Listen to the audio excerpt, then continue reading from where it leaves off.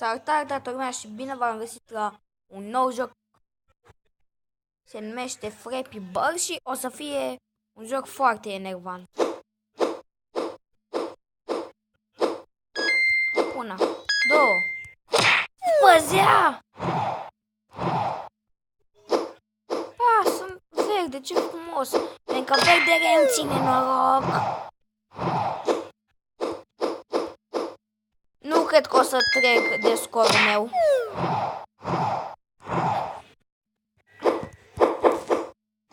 Hai, păzea!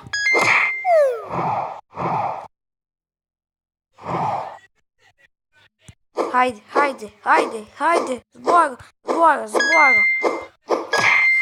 Dar nu pot să trec de doi. Este zi. Pentru că o să fie mai greu. Uite că pot. Doi mai mult. Mă duc sus de tot. Vezi? Bun, nu o să mai zbor sus de tot.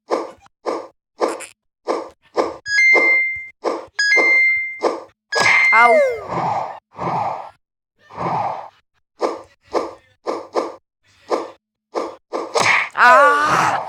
Nu pot să trec de 4.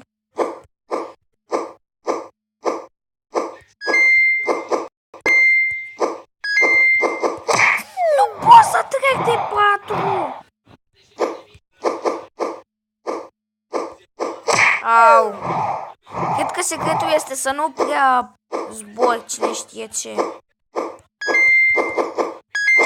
Sau da. Te rog să nu mor, te rog. Game over. Îți dau eu acum game over.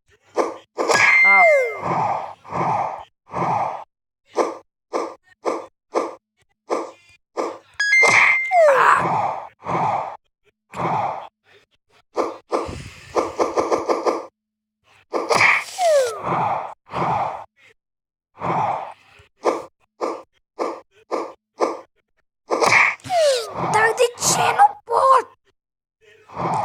Da, ți-aș fura ciocul ăla de pasăre beată. Te pune la prăjit și te mănâncă la micul dejun.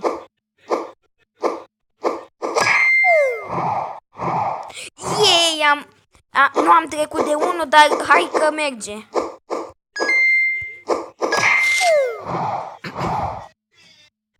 Mamă!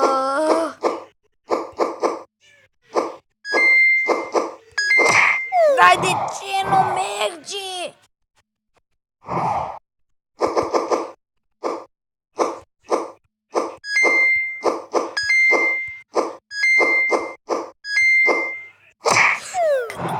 Ce să fac 5?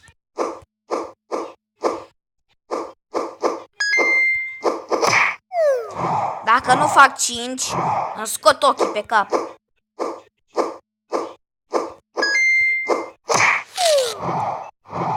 Mamă, dar e...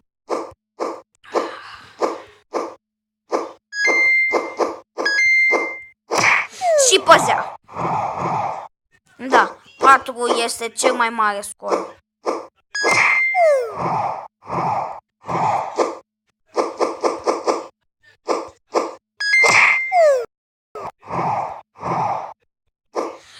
Cine a inventat acest joc să-l mănânce la micul dejun?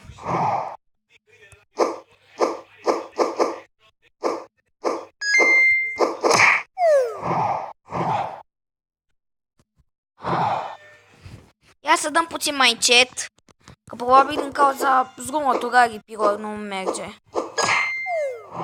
Sau din cauza că dă cu...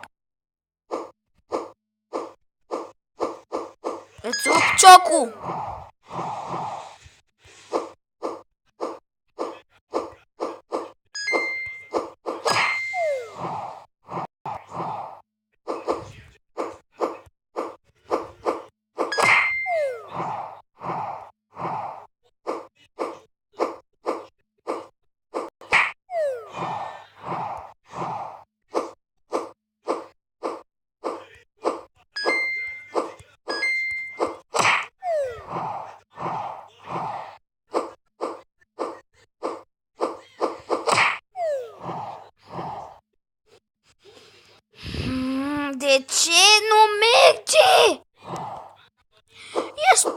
este o pasăre așa normală, merge și ea dă cu capul de ce naibii or fi ăștia cu ciocul, își rupe ciocul, îi mai rup să eu. Deci nu poți să treci de 0 la acest joc. Păzea! Ultima oară când încerc.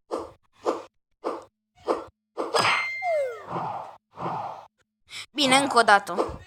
Vă promit eu. Da.